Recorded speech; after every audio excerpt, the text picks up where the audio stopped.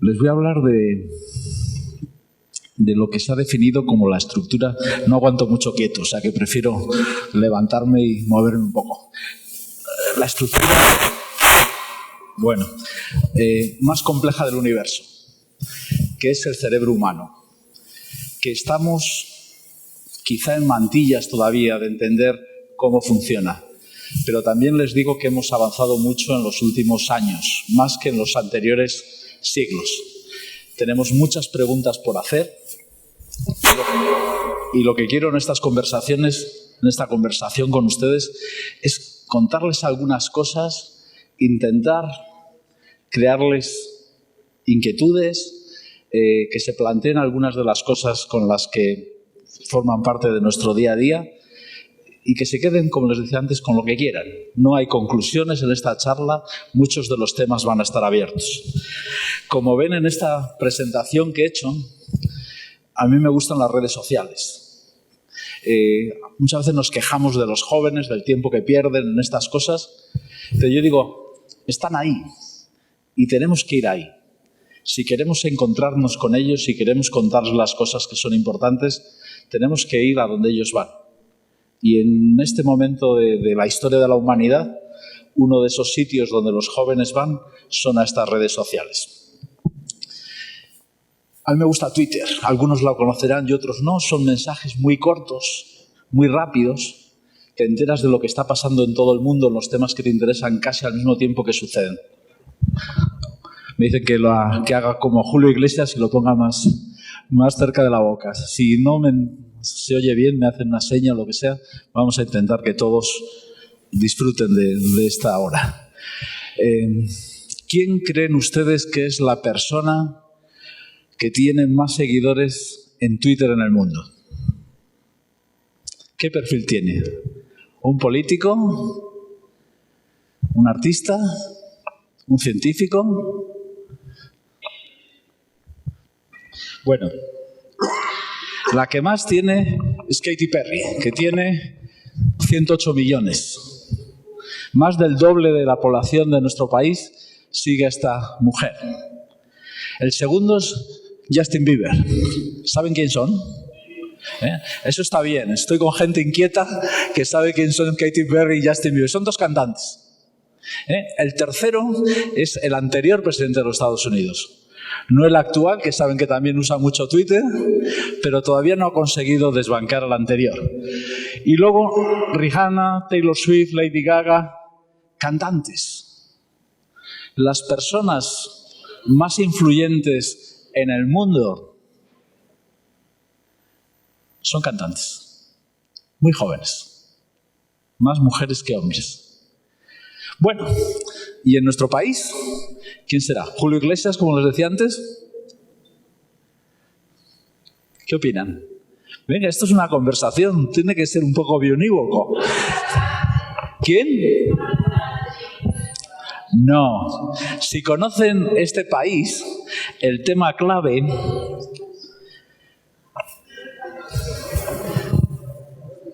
es el fútbol. Entonces ven que tenemos el Real Madrid, el Barcelona, un futbolista, un cantante, otro futbolista, y viene el Papa. Bueno, no es sorprendente, ¿no? Que en España 16 millones de personas, supongo que también aquí esta cuenta estos son los más seguidos en España, pero hay también que le sigan de otros países, ¿vale? 16 millones de personas. Pero digo, lo chocante para mí no es que 16 millones de personas sigan al Papa, sino que él siga a 8 cuentas de Twitter. ¿Quién serán esas cuentas? Piensen que esto es una forma de tener algo de información sobre el mundo, sobre este mundo que es el nuestro. Bueno, entonces yo estaba muy intrigado y digo, ¿quién será, no? Total que esto está todo abierto, se puede ver. Son 8 cuentas del Papa en diferentes idiomas. En español, en latín, también en polaco, que yo creo que será algo que nos dejó Juan Pablo II. Pero el propio Papa ve que esta es una forma de comunicarnos. Pero al mismo tiempo, cuando veíamos esos nombres tanto a nivel mundial como a nivel español, no está la ciencia. A ver, la ciencia no tiene un papel. Si lo piensan un poco en nuestros medios de comunicación, apenas aparece. No voy a comparar ya con el fútbol, con la de minutos que dedican todos los telediarios, ni con las páginas que dedican todos los periódicos. Y sin embargo, y es uno de los mensajes sencillos que me gustaría dar esta tarde, la ciencia es parte clave de nuestra vida actual, del mundo en el que vivimos. Voy a intentar no volver loco al cámara, pero esta frase me encanta. Sagan, muchos se acordarán de él, es uno de los grandes divulgadores de ciencia, y él tiene esta frase. Él dice: vivimos en un mundo dependiente de la ciencia y la tecnología, pero casi nadie tiene idea, casi nadie sabe nada sobre ciencia y tecnología. Y él termina: esto es una clara receta para el desastre. ¿Vale? Entonces yo creo que es necesario que nos preocupemos de estos temas, porque la ciencia es la que está en muchos aspectos modelando nuestra sociedad actual. Por poner un ejemplo, nuestras posibilidades de futuro, yo creo que cada vez van más claras de que consigamos hacer patentes, de que consigamos hacer productos que puedan competir a nivel mundial. Y para eso es importante que desarrollemos esa ciencia, esa tecnología de la que nos habla Sagan. Pero la ciencia tiene un componente muy sencillo, es una cosa muy básica. Yo digo, es simplemente una herramienta para saber si algo es cierto o no es cierto.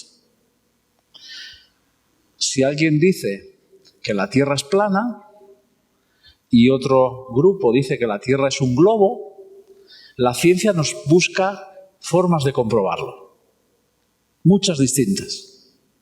Y al final podemos saber qué es cierto y qué no es cierto. Eso no quiere decir que la ciencia no se equivoque en ocasiones, pero constantemente se está corrigiendo, está constantemente mejorando, está constantemente solucionando, afinando, siendo cada vez más eficaz. Y entonces, una forma de comprobar o qué es lo que nos puede ayudar la ciencia, se la traigo en esta pequeña encuesta. Es: ¿cuáles son los países donde hay más probabilidades de que ayuden a un extraño? ¿Qué les parece la pregunta? De repente llega alguien distinto, un extranjero. ¿Qué países creen que son los 10 del mundo donde esa persona o más personas van a intentar ayudarle? ¿Quién piensa? ¿Arabia? ¿Los menos desarrollados? Miren, yo cuando lo vi pensé en los escandinavos. Suecia, Noruega, Dinamarca, parece que tienen una solidaridad, son sociedades muy desarrolladas, muy solidarias, pero la ciencia, que hace un estudio y comprueba los datos y hace una estadística, me demostró que estaba equivocado. El primero era Libia, el segundo Irak, tercero Kuwait, cuarto Liberia, quinto Sierra Leona. ¿Se dan cuenta? Países en una situación terrible, muchos de ellos con guerras, con pobreza, y aún así son donde hay más gente generosa, donde hay más gente dispuesta a ayudar. Entonces, la ciencia nos ayuda a que no nos basemos en opiniones, en sesgos, sino que hace un estudio y nos da unos datos. Luego ya nosotros haremos lo que queramos con esos datos, pero nos ayuda a asomarnos a la realidad, a trabajar no con opiniones, sino con evidencias. ¿Vale? Ningún país europeo en esa lista, como pueden ver. Bueno, ¿cuál creen ustedes que es el invento más importante que ha hecho la humanidad? ¿La electricidad? Venga, no me dice nadie la lavadora. Internet.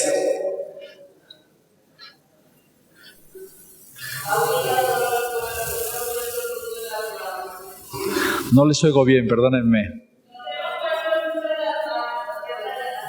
Ajá. Miren, hay mucha gente que el invento más importante que hemos hecho jamás cree que es este.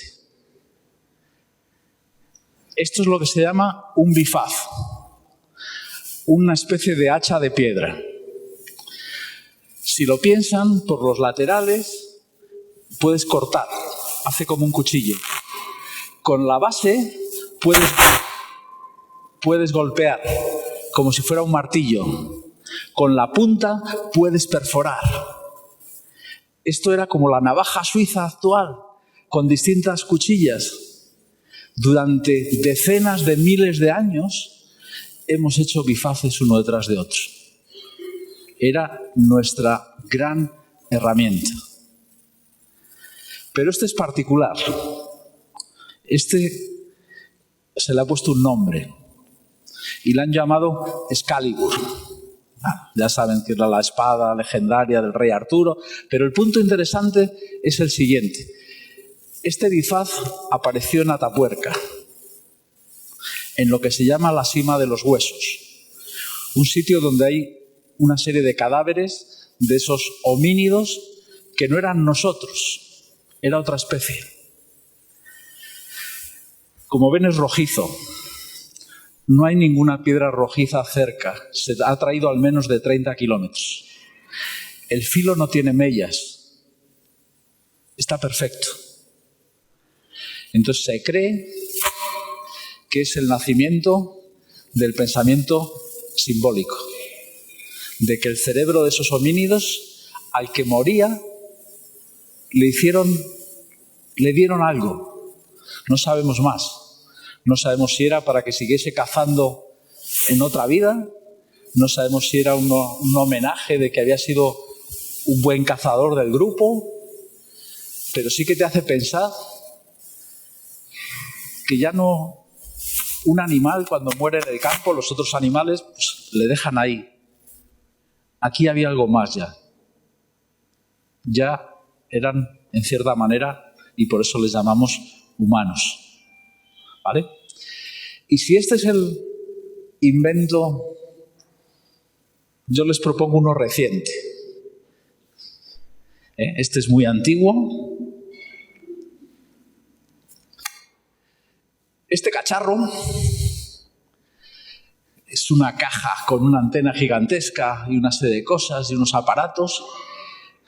Tiene una cosa particular y es el primer objeto hecho por los seres humanos que ha salido del sistema solar. Sigue volando, 23.000 kilómetros por hora. Imagínense esa velocidad. Si nos parece que ya vamos embalados en nuestro día a día, imagínense a 23.000 kilómetros por hora. Se sigue alejando.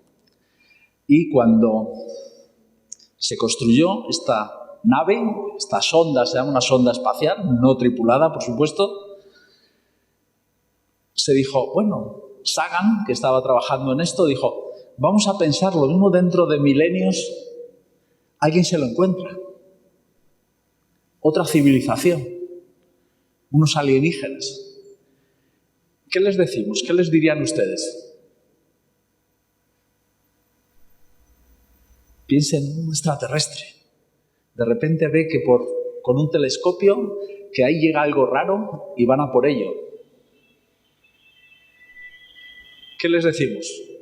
¿Qué decimos a un desconocido que nos encontramos? ¡Hola! El Voyager lleva un disco donde se graba hola en 55 idiomas. Pero no van a entender probablemente nuestro lenguaje. ¿Qué lenguaje universal tenemos? Muy bien, pusieron música también. Y pusieron los Beatles y Bach y un mariachi. Y luego hubo otra polémica. En el disco podíamos poner ya imágenes. Y se puso, por ejemplo, y sonidos. Se puso el llanto de un bebé, las olas llegando a la playa, el despegue del cohete que lanzó la nave. Y hubo una polémica, pues dicen, ¿ponemos también la parte mala nuestra? ¿Ponemos las guerras? ¿Ponemos las cosas bellas de este mundo, pero ponemos también las feas? Y se decidió que sí, que también somos así, somos capaces de lo mejor y también de lo peor. Y eso radica en nuestro cerebro. Nuestro cerebro es capaz de hacer lo máximo, que es sacrificarte por otra persona, dar la vida por otra persona, y es capaz también de lo contrario, de quitar la vida a otra persona. Y eso está en esta masa gelatinosa que tenemos dentro del cráneo, que tiene la consistencia de un flan y que pesa 1 kilo 200 gramos. ¿Vale? Bueno, el ruido me viene bien para si alguien se duerme, le despierta un poco. Yo digo que me gusta en la charla, se tiene que subir conmigo a una alfombra mágica y tenemos que volar. Nos hemos ido a Atapuerca y fuera del sistema solar. Ahora un viaje muy corto. 100 años. 1900. ¿Cómo era España entonces? ¿Se lo imaginan? La época de nuestros abuelos. Acabábamos de perder nuestras últimas colonias. Pero entrábamos muy pronto en el reparto de África. Éramos una potencia europea de tamaño medio. ¿Cuál es la esperanza de vida ahora en nuestro país?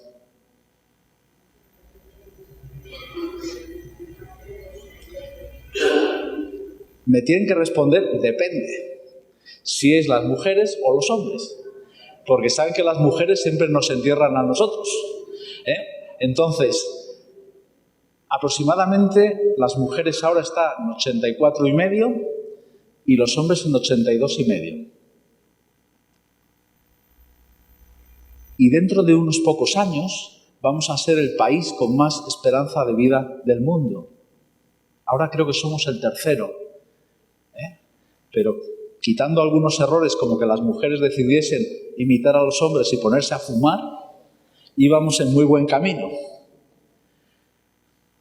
¿Y en 1900 cuál sería la esperanza de vida?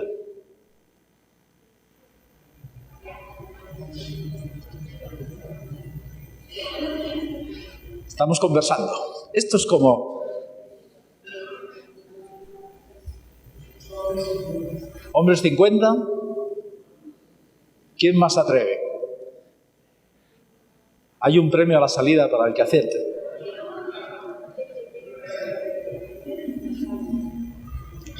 Miren, en 1900, pasa así, por favor, la esperanza de vida en España eran 34,7 años.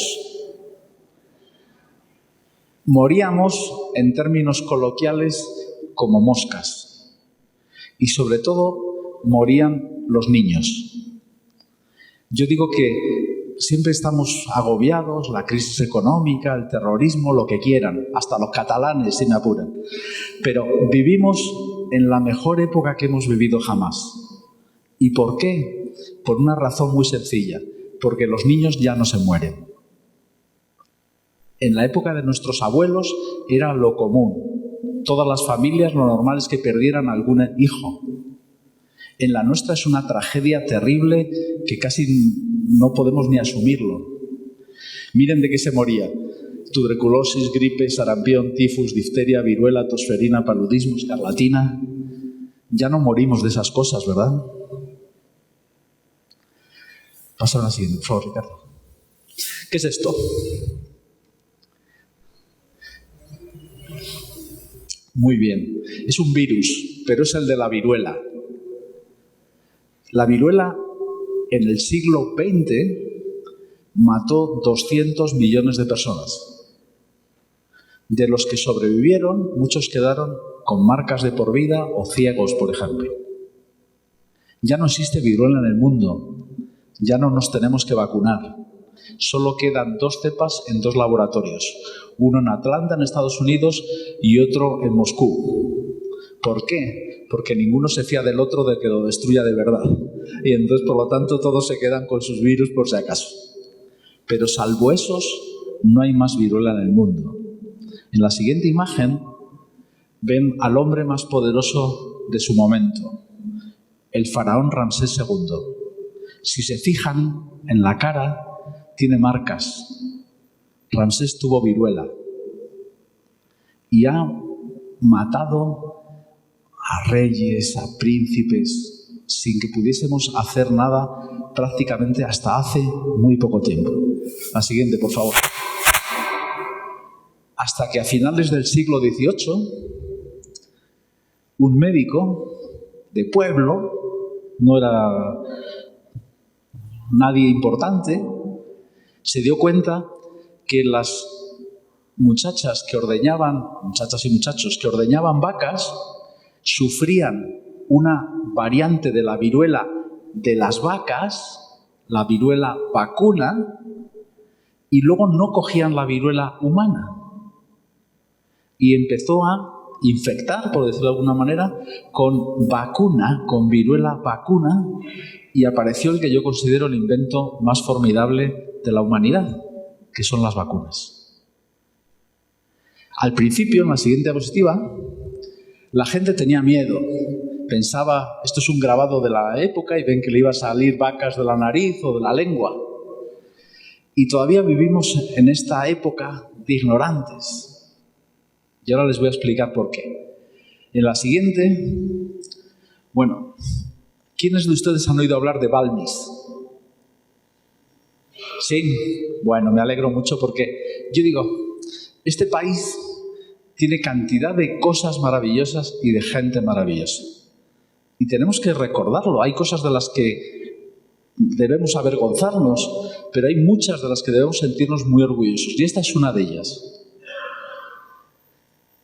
La vacuna de Jenner, Napoleón se da cuenta de que es eficaz y ordena que todo su ejército se vacune.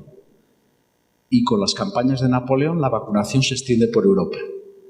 Nuestro rey, que es Carlos IV en esa época, ha perdido a una hija de viruela y decide que hay que vacunar. Y nos vacunamos. Pero la Constitución de 1800, la famosa PEPA, que se aprueba, como saben, en el día de San José, dice, son españoles los de uno y otro lado del Atlántico. Yo digo que es algo precioso. Estamos llamándoles españoles como nosotros mismos. Bueno, entonces el problema es que las vacas de allí no tienen viruela vacuna. Y se prueba a coger y llevar las pústulas metidas en aceite, yo digo, es la historia del lomo, ¿no? De conservar cosas metiendo en aceite, metidas en cera, hacen distintas pruebas y no funciona. Hasta que este médico se le ocurre llevar la viruela con la infección viva, llevarla en niños. Cogen niños de un orfanato de La Coruña, les meten en un barco y cada 10 días van pasando de 2 niños a otros 2. ¿Por qué 2? Muy bien, ese es el pensamiento científico. Hay que tener una medida de seguridad. Si se me cae por la borda, se me ha estropeado todo el proyecto. Entonces, de 2 en 2.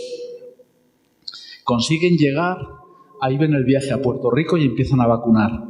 Y luego llegan a Venezuela y de ahí salen expediciones hacia todo lo que es la América española.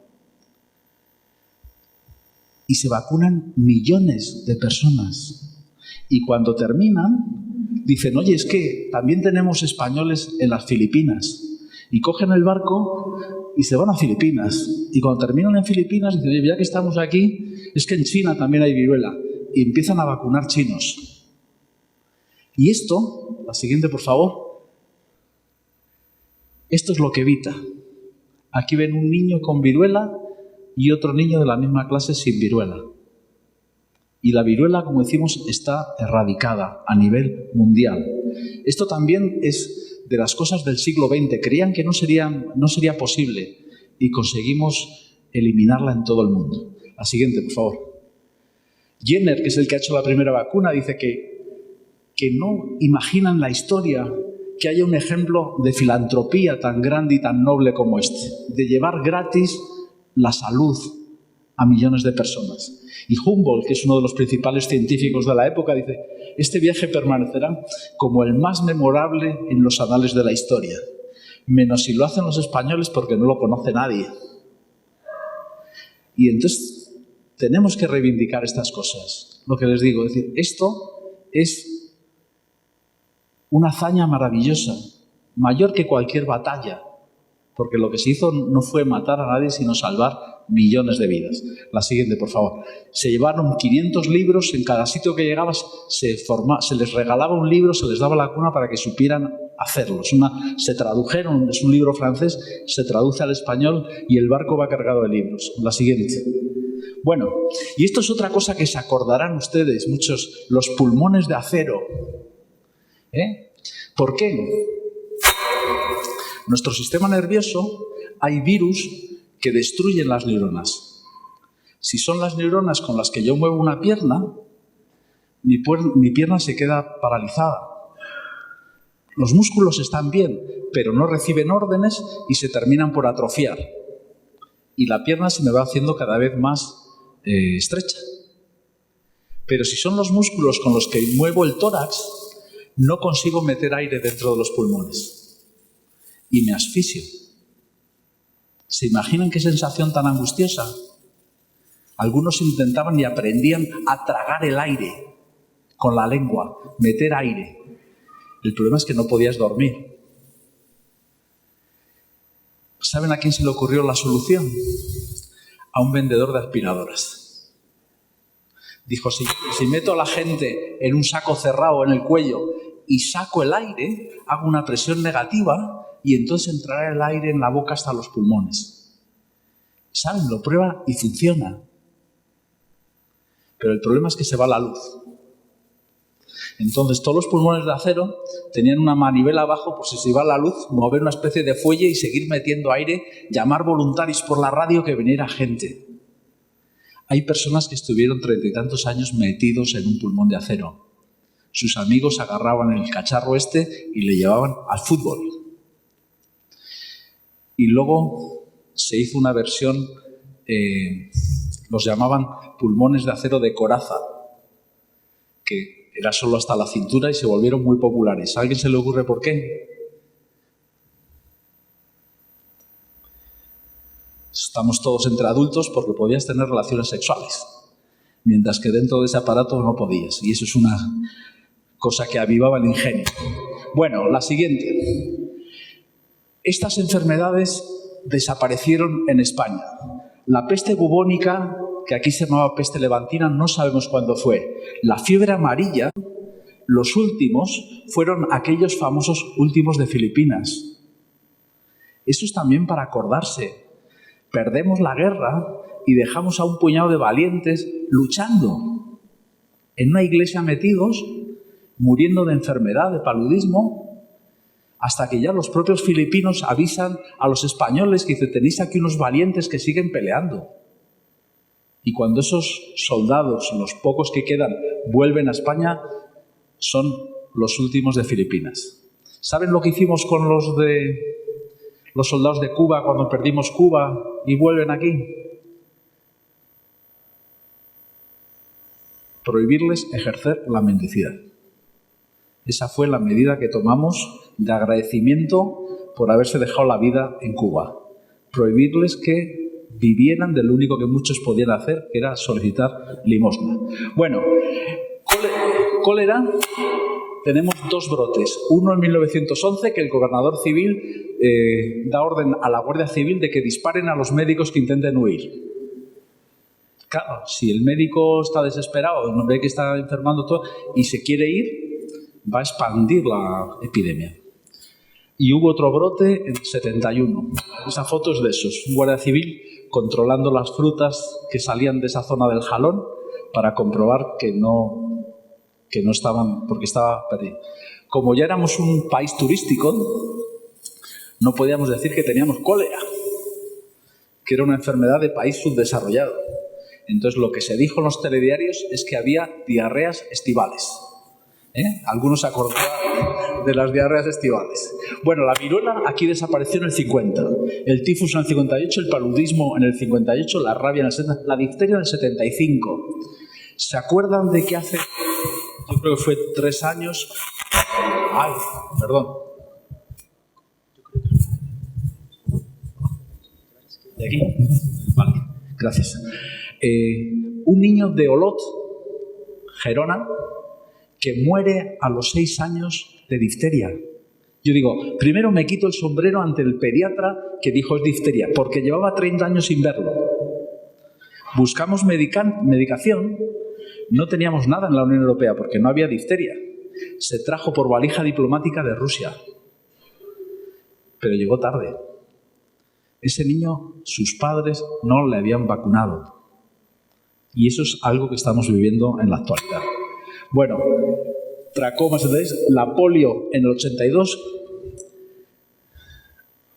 En el año 82, ¿en cuántos países creen que quedaba polio? Venga. 150.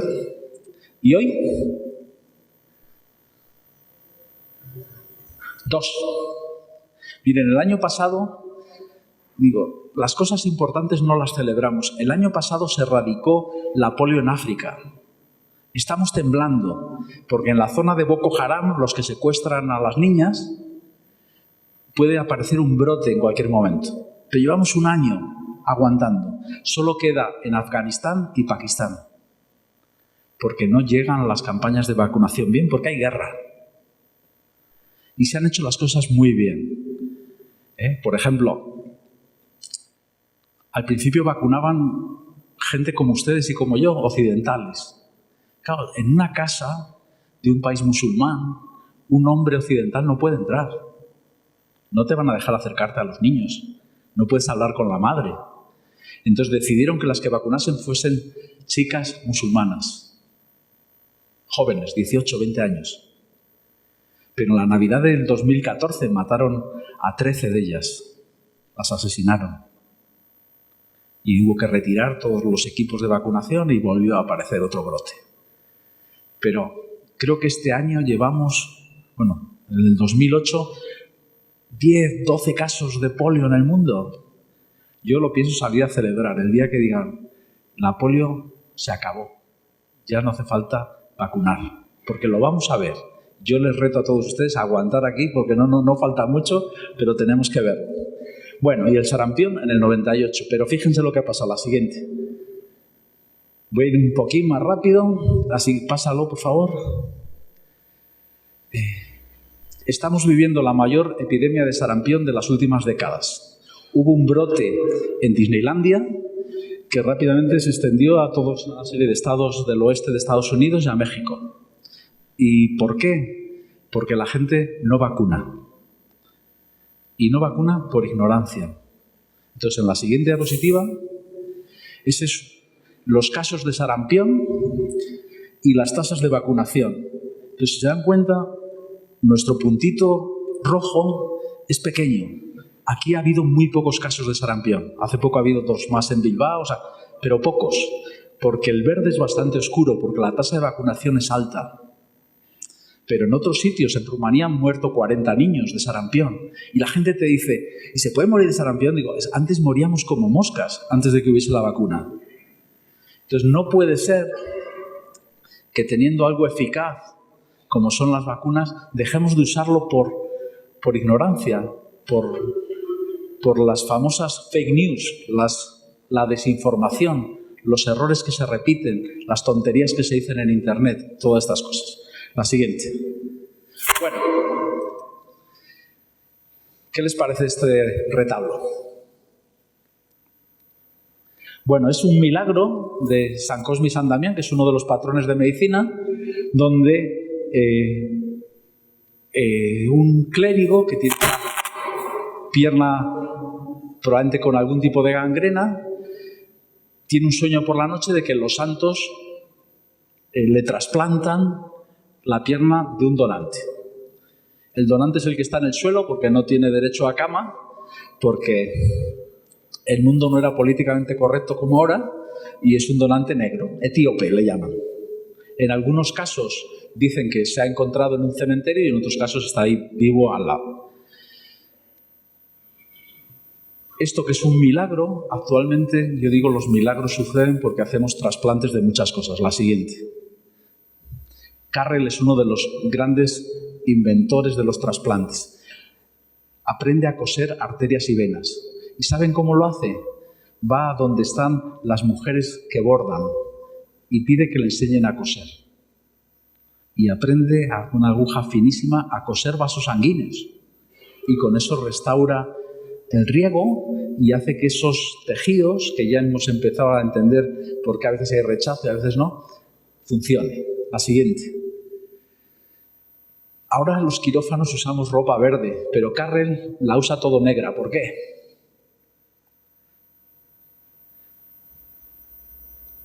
Porque el polvo se ve muy bien sobre el negro. Entonces, si el quirófano no está bien limpio, él dice que lo ve. Y entonces opera todo con ropa negra, como ven ahí. La siguiente. Bueno, hacemos trasplantes y ya es una parte de nuestra tecnología sanitaria. Sí. Kantrovitz, ¿alguien sabe quién es? ¿A que no? Kantrovitz era el que tenía que haber hecho el primer trasplante de corazón. Y lo practicaba en perros. Kantrovitz había hecho 300 trasplantes de corazón en perros. Alguno de esos perros había vivido 1 año. Pero el que se llevó la fama fue el que se lanzó a hacerlo el primero con seres humanos, la siguiente diapositiva, que es Christian Barnard, un sudafricano. Barnard también había trabajado con perros, pero solo lo había hecho con 50 o 60. Pero tiene un paciente que es ideal para hacerlo y se lanza, y es el que se convierte en famoso a nivel mundial. Corazón para nosotros tiene una cierta mística, ¿verdad? No es solamente una bomba que impulsa sangre. Seguimos todavía, yo digo, dibujando corazones para decir que estamos enamorados. Aunque ahora yo digo que tendríamos que dibujar cerebros porque el amor también reside en el cerebro. La siguiente. Aquí ven uno de los trasplantes más famosos porque es también otro de esas cosas que nos afectan, que son los trasplantes de cara. Aquí ven a este señor antes y después del trasplante de cara. Es un bombero. Lo que le pasó es que se enteró de que había una familia que seguía todavía en el edificio en llamas y entró a por ellos. Y se abrazó. Entonces ya conseguimos hacer trasplantes de todas esas cosas que les he puesto ahí. De riñón, de hígado, de páncreas, de médula ósea, de corazón, de pulmón, de córnea, de intestino, de timo, de cara, de piernas, manos, piel, de muchas cosas. ¿Vale? La siguiente. ¿Qué opinan? Es duro verlo, ¿verdad? Es la misma chica. Katie Stubefield, a los 18 años, el año en que decidió suicidarse. Y se puso una escopeta debajo de la barbilla. El resultado, después de unas 14 operaciones, algunos problemas, es que como ven, no podía cerrar la boca, no podía cerrar los ojos. Y luego después ya de un trasplante. ¿Vale? La siguiente. Bueno, después de todo esto que era un poco decir, ¿por qué vivimos en la mejor época? ¿Por qué todavía nos quedan muchas tareas? Yo decidí preguntar a mis compañeros alrededor qué le pedirías a la neurociencia. Si vamos a hacer la carta a los Reyes Magos, ¿qué cosas? Si las vas pasando rápido, controlar neuronas individuales, retrasar el envejecimiento, volver a recordar lo olvidado, entender por qué nos enamoramos, saber si existe el libre albedrío, componer música con la mente, mover cosas a distancia, solucionar problemas sociales, eliminar las voces de la esquizofrenia, proteger o sustituir a las neuronas que degeneran. Es una lista cualquiera. Si yo hiciésemos aquí, saldrían otras 10 distintas. Pero después de hacer ese ejercicio, lo que hice fue buscar información sobre estos temas. Y el resultado fue el siguiente. La primera, el Instituto Tecnológico de Massachusetts ya es capaz de controlar a neuronas individuales. con una especie de brazo robótico y un algoritmo, imágenes microscópicas, localiza células y las puede manipular. La siguiente, retrasar el envejecimiento en el Salk, es un sitio en el que yo trabajé, han conseguido retrasar el envejecimiento en ratones. Los ratones viven un 30% más. Si nosotros decimos nuestra esperanza de vida son 80, pues imagínense que estaríamos sumando hasta llegar a los 105 de media. ¿Vale? Hay cosas que funcionan en ratones y luego no funcionan en seres humanos, pero en ratones de momento ha funcionado. La siguiente, volver a recordar, este es Luis Buñuel, que él dice que al final que la vida sin memoria no es vida. ¿Saben por qué lo dice? Porque su madre tenía Alzheimer. Y entonces él iba viendo cómo iba perdiendo la memoria, ¿no? La siguiente, en Estados Unidos hay muchos soldados que por la explosión de bombas en Irak, en Afganistán, se quedan amnésicos y no se recuperan. Entonces, este es un investigador de una universidad de California que lo que consigue es poner, dicho de una forma sencilla, como poner un chip y conectarle con el cerebro. Entonces, hay quien piensa, claro, si yo consigo almacenar mis memorias en un soporte artificial, imagínense en un pendrive. El punto de estas cosas que dentro de nuestra conversación podemos dialogar, eso es una puerta a la inmortalidad. Porque si es mis memorias, mis recuerdos, al final es mi vida. Si eso lo puedo guardar en un ordenador, cuando mi cuerpo haya desaparecido, ello sigue estando ahí. Mi familia me puede seguir contando cosas, añadiendo imágenes a esos archivos. La siguiente, entender cómo amamos, se supone que es clave el olor de la otra persona. Y al olor cambia la expresión de genes, se alteran nuestros transmisores, se modifica el comportamiento y sentimos eso que llamamos atracción. Entonces esto también daría un rato, si quieren, luego hablamos sobre el amor. La siguiente, saber si existe el libre albedrío. Si nosotros tomamos una decisión, imagínense, les doy a elegir entre dos cosas, lo que se ha visto es que hay una señal en el cerebro antes de que nosotros creamos tomar la decisión. Todo esto está teniendo ahora, por ejemplo, en Estados Unidos una importancia de temas legales, de gente que usa como defensa, mi cerebro me obligó a hacerlo. ¿Vale? Pero es también muy interesante, es decir, porque siempre hemos sentido decir que un bien superior es la libertad y eso se basa en que somos nosotros los que tomamos las decisiones. Siguiente, componer música, pues se puede hacer con estos aparatos, usando tus ondas cerebrales puedes hacer pequeñas melodías. La siguiente, esto es muy sencillo. Eso que ven es un helicóptero de estos que se regalan ahora en Navidades y lo puedes controlar con un aparato que te lee tu actividad cerebral. Y esto ya es muy barato. Se utiliza, por ejemplo, para enseñar a los niños a concentrarse. Tú tienes que concentrarte para mover el helicóptero en la dirección que quieres. Pero imagínense, lo puedes mover sin tocarlo, sin usar ningún mando. Si tú estás tetrapléjico, quizá puedes conducir un coche poniéndote un chisme de esos en tu cerebro. ¿Vale? La siguiente. Solucionar los problemas sociales si se modifican los microbios que hay dentro del intestino de los ratones, lo que llamábamos antes flora intestinal, ahora se llama microbiota. Los ratones se vuelven mucho más sociales, colaboran más, se relacionan más. ¿Se imaginan que pudiésemos volvernos más sociables en el buen sentido tomando algo parecido a un yogur, modificando los microbios de nuestro intestino? Pues parece que estamos a la puerta de ello. La siguiente. Miren, a veces la ciencia puede ser muy sencillo. La gente que tiene esquizofrenia muchas veces oyen voces en su interior. No le oigo, perdóneme. No todo el mundo, pero mucha gente le pasa. Y entonces muchas veces estas voces les dicen mensajes de autoagresión, de hacerse daño o de hacer daño a otras personas. Entonces, esta investigación lo que hace es hacer un retrato robot de esa voz. Es preguntar de cómo la ves, ¿es hombre o es mujer? ¿De qué edad la calculas? Y con eso hacen una especie de avatar, hacen una especie de muñeco que sería la voz que te está soltando esos mensajes.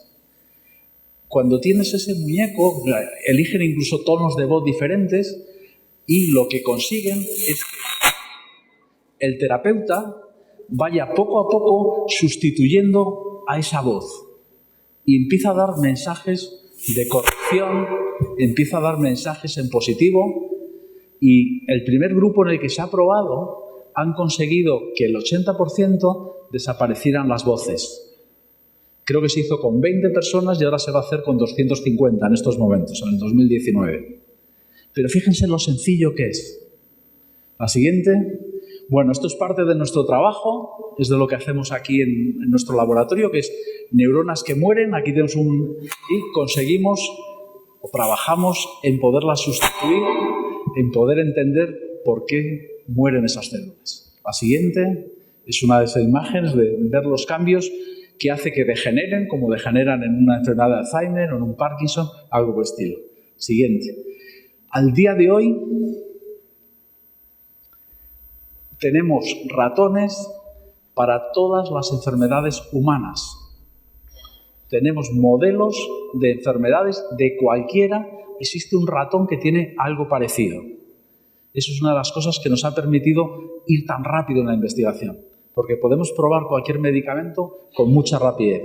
Podemos probar muchas cosas en un modelo animal. Aquí ven esta niña y este ratón tienen las mismas manchas, se ven en el pecho y en la frente, porque es el mismo gen el que tienen afectado. La siguiente. Bueno, temas polémicos. Pues yo quiero decir, de esto, dentro de esta conversación les he contado cosas livianas, pero hay también otras que son profundas y también hay que pensar en ellas. Habló antes que me interesa mucho el autismo.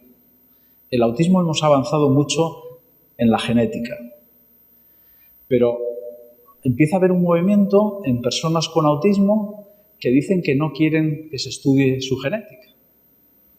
Y dices, ¿por qué? Si esto podemos quizá encontrar nuevas terapias, podemos hacer consejo a las familias. Y ellos te hablan de que en algunos países, entre ellos el nuestro, ya no nacen apenas niños con síndrome de Down, porque lo podemos detectar y hay muchos casos que las familias deciden interrumpir ese embarazo. Ellos tienen miedo que si podemos detectar a la persona que va a tener un autismo posteriormente, que ese niño no llegue a nacer. Entonces, al mismo tiempo empieza a haber un concepto que yo creo que es importante, que es el de la neurodiversidad. ¿Qué quiere decir? Que todos somos diferentes. Que todos es posible, los diagnósticos, que a veces nos parecen como algo de blanco y negro, son grises. Decimos, a partir de aquí tienes un trastorno y un poco más para allá no lo tienes. Pero esas barreras se mueven muchas veces. Y esto es algo que nos tiene que hacer pensar, porque cada vez vamos a saber más sobre nuestra genética, sobre la propensión que vamos a tener. Yo, por ejemplo, tengo hipertensión. Somos 5 hermanos, lo tenemos los 5. Yo puedo plantearme que mis hijos seleccionar a aquellos que no tengan hipertensión. Y eso es algo que va a estar al alcance de nuestra mano y sigan evolucionando, o sea, sigan dando vueltas a esto. Y si yo tengo una medida que puedo saber en función de qué genes tiene, cuál va a ser la inteligencia de ese niño, ¿solo me quedo con los que van a ser los más inteligentes? Los que tienen los genes más favorables. Pero a veces los genes más favorables son los peores para otras cosas. Hay un sistema, se hizo en ratones con muchas de estas cosas. Se hizo con unos ratones que eran más inteligentes. En principio suena bien, ¿no? Hacían los laberintos estos a toda carrera, pero tenían vidas más cortas. ¿Asumimos el intercambio? ¿Más inteligencia por vida más corta? ¿O dejamos que siga? Otro tema, saben que hay miles de personas que están en lo que se llama un estado de mínima respuesta. Los hay en todas las ciudades, en todos los hospitales. Algunos se ha despertado después de, En un caso que yo sepa, de 12 años y en otro caso de 19 años. Ojo, no es que se despierte y empiece a corretear por la habitación, pero empieza a ser capaz de comunicarse. Entonces, hace poco, ya les he dicho que ahora podemos ver bastante bien la actividad cerebral sin causar ningún daño, en vivo. Entonces se cogió a estas personas, es un estudio que se hizo en Bélgica, y se cogieron 20 personas que estaban así. Y podemos leer el cerebro, podemos ver la actividad del cerebro. Entonces le dijeron, si tú quieres decir sí, piensa que juegas al tenis. Eso lo entendemos todos, ¿verdad? Y si tú quieres decir no, piensa que lees un libro. Actividad de jugar al tenis ilumina una zona cerebral y actividad de leer un libro ilumina otra zona cerebral. Entonces lo hacían con controles, con cualquiera de nosotros, y veían que podíamos decir sí o no pensando una cosa o pensando otra. La siguiente, se vio que en los pacientes, en 13 de los 20, se encontraba exactamente el mismo resultado. Se activaban cuando les decías sí o no las mismas zonas cerebrales. Fíjense en el boquete que tiene el de la derecha abajo. Esto implica que esa persona que estaba en ese estado semivegetativo entendía las instrucciones y hacía lo que se le pedía. Se hacía con controles. Imagínense que yo le digo, tienes un tío que se llama Miguel. El médico no sabía la respuesta correcta. Y entonces luego comprobaban si decía sí o no, luego le preguntaban a la familia, ¿tiene un tío que se llama Miguel? Y dice, sí. En 13 de los 20 acertaba todas las preguntas. Lo que les quiero decir es que 13 de esos 20 oían, pensaban, eran capaces de seguir las instrucciones. 13 de los 20 sabían que después de ese tiempo que estaban en la cama, que la única que seguía yéndoles a visitar era la madre. 13 de los 20 sabían lo que pasaba alrededor, aunque fuese oyendo la tele o lo que fuera. Claro. En algunos casos se consiguió sacarles durante entre media hora y 2 horas de ese estado y que consiguiesen responder. Esto fue muy criticado porque decían que era un experimento enormemente cruel, despertarte para volverte a dejar en ese estado, pero tenías la oportunidad de decirles cosas y de preguntarles cosas. Y hay quien decía, ¿nos atrevemos a hacer la gran pregunta? ¿Quieres seguir así? ¿Qué quieres que hagamos?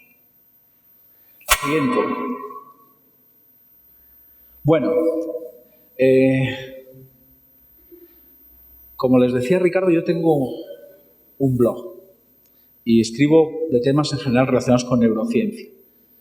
La entrada que más gente lee es una que se titula Señales tempranas de depresión. El año 2018, esa entrada la leyó 1 millón de personas. ¿Se imaginan? 1 millón de personas buscando en Internet si tienen una depresión o qué es lo que pueden hacer. Y es terrible, porque me escriben y me cuentan unas historias, algunas muy normales y otras terribles.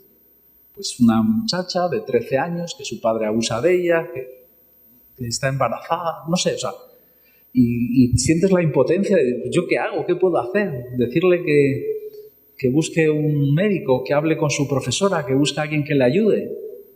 Y te sientes, y cantidad de gente que te dice que se va a suicidar. ¿Qué haces? ¿Cuánta gente creen que se suicida en España al año? Muchos no es una respuesta científica.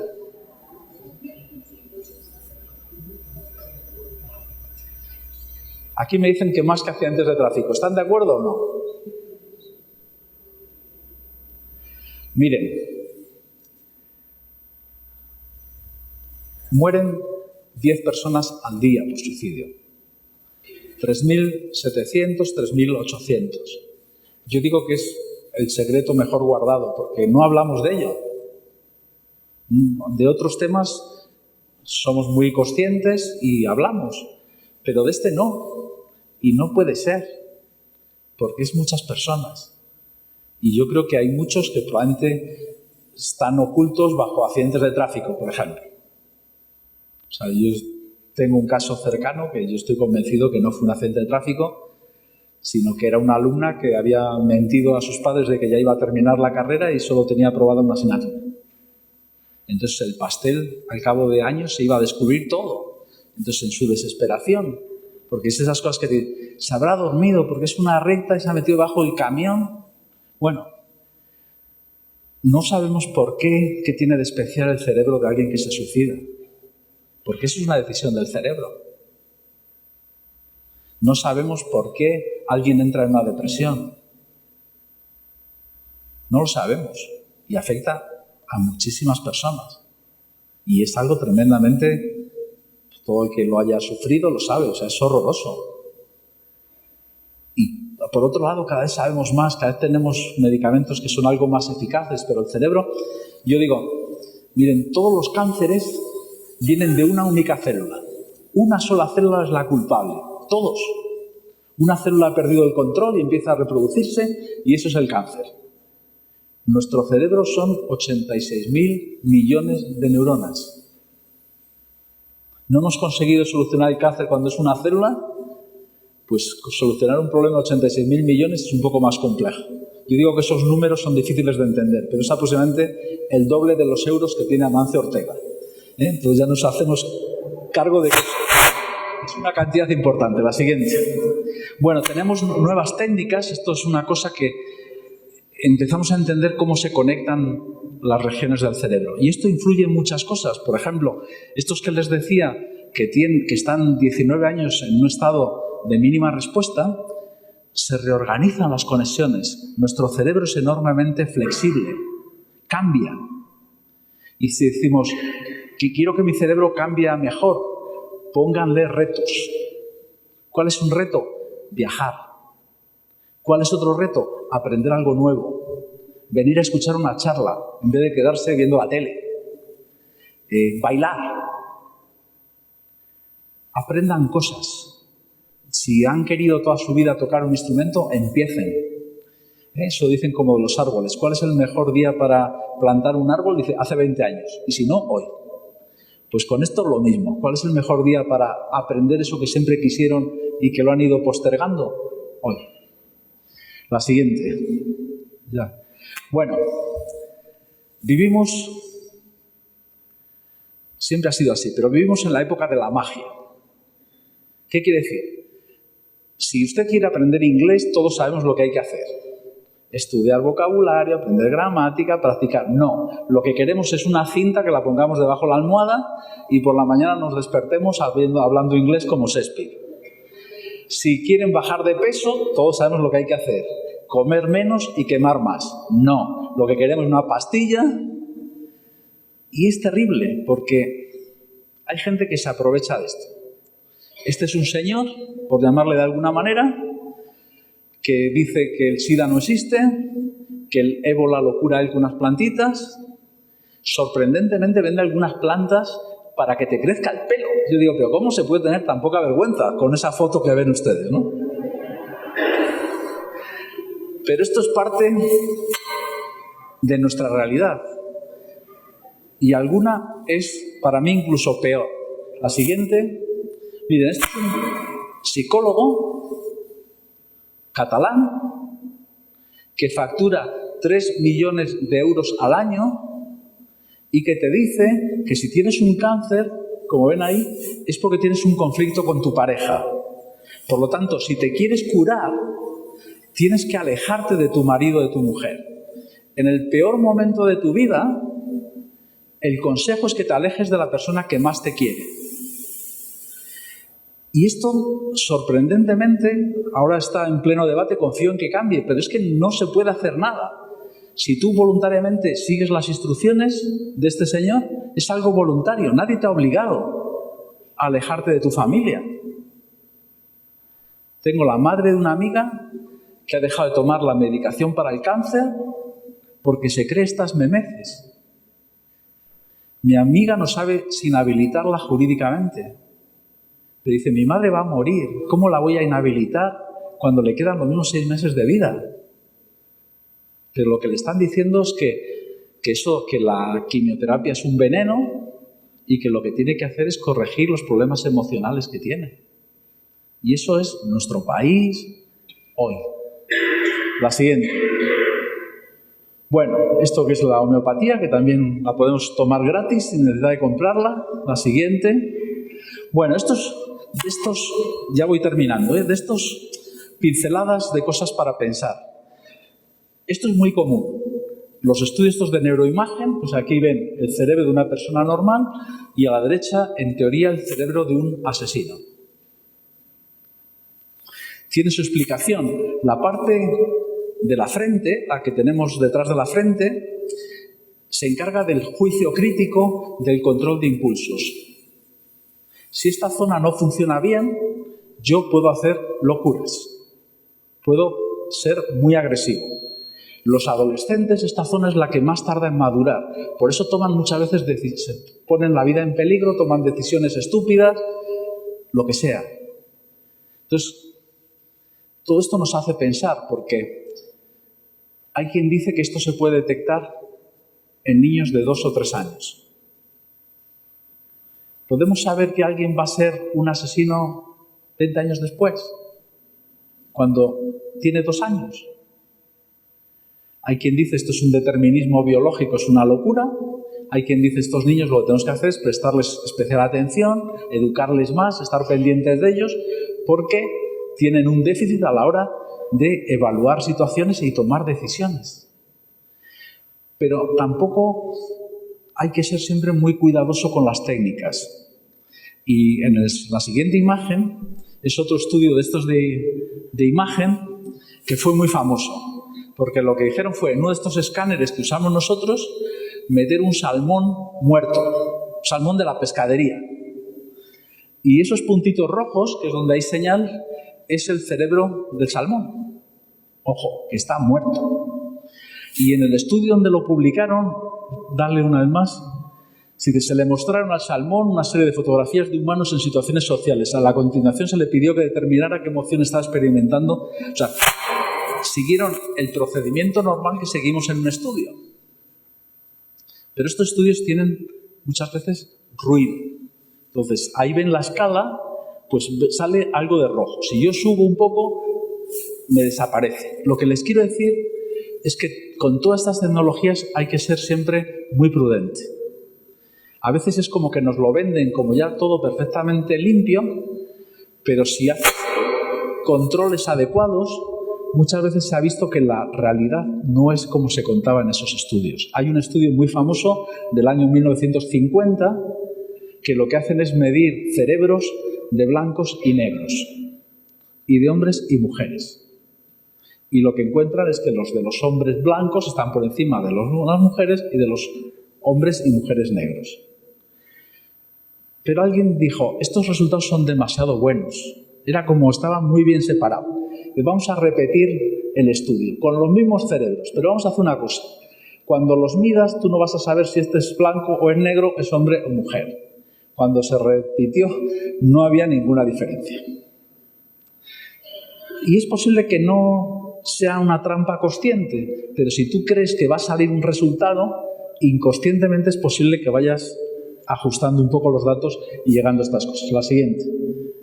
Bueno, la última parte, les he contado muchas enfermedades que hemos conseguido erradicar. Ya no existen, están controladas al menos.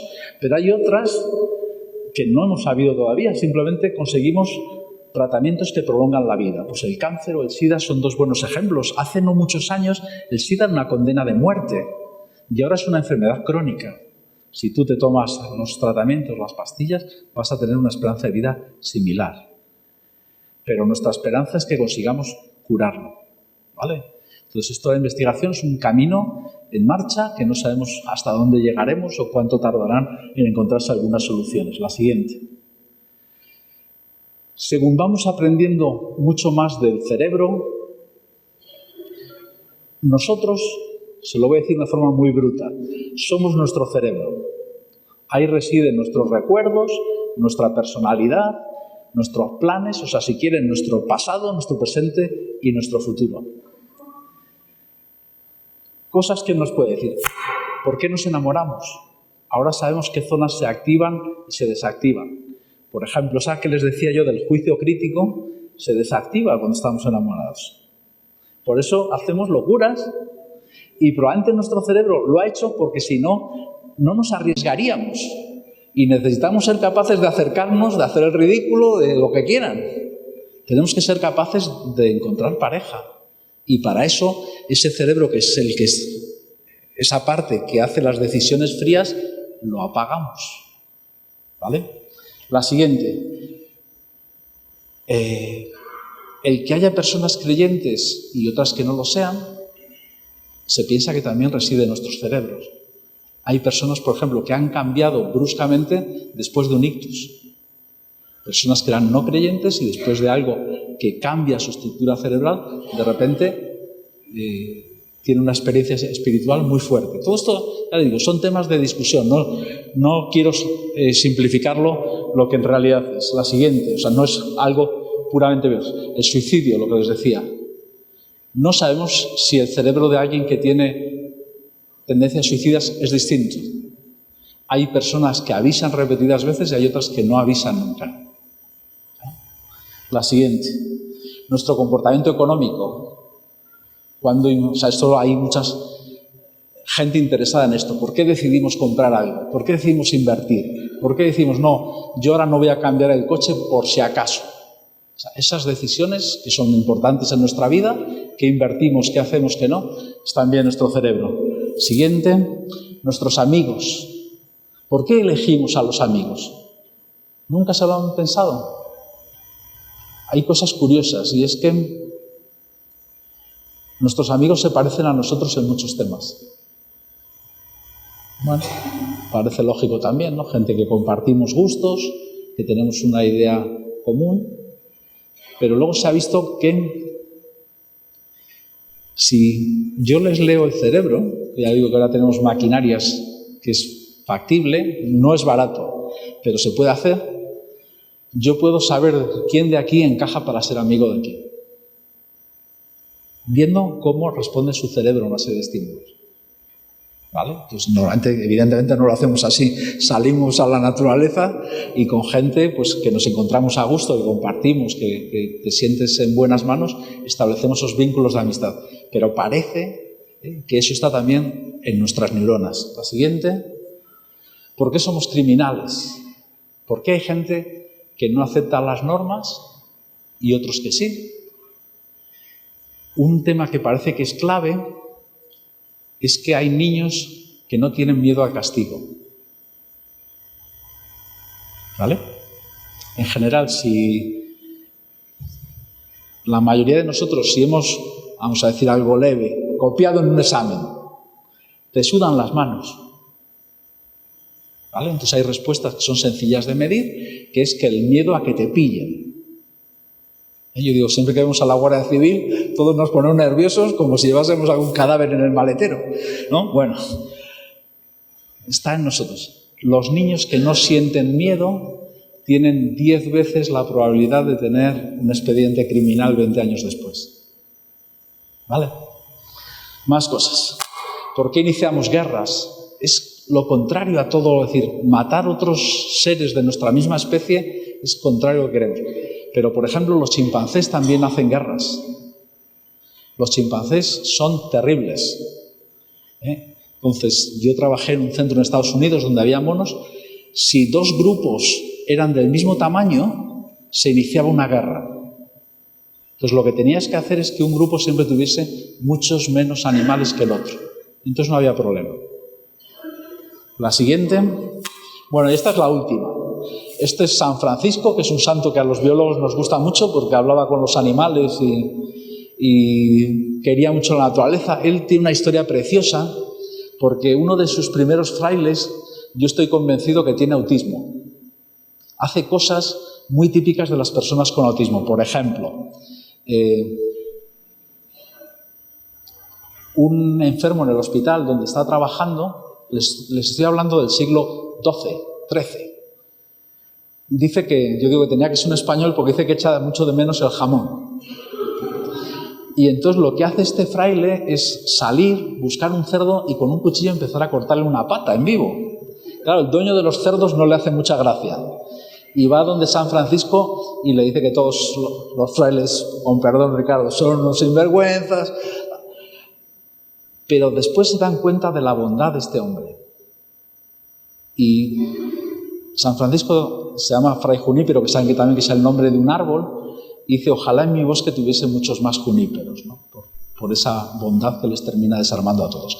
Y él tiene esta frase que yo creo que es clave para la ciencia también, porque creo que es un poco lo que estamos viviendo.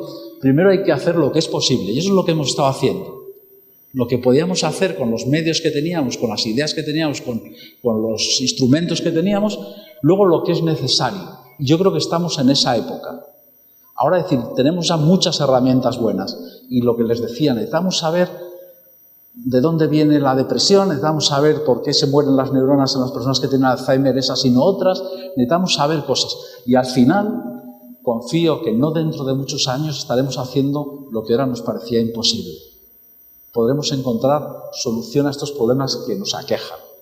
Y al final es un futuro que construimos entre todos. Construimos con muchos jóvenes que están trabajando en el laboratorio con ilusión, con ganas, y que yo confío que este país lo sepa aprovechar. Nada más, muchísimas gracias.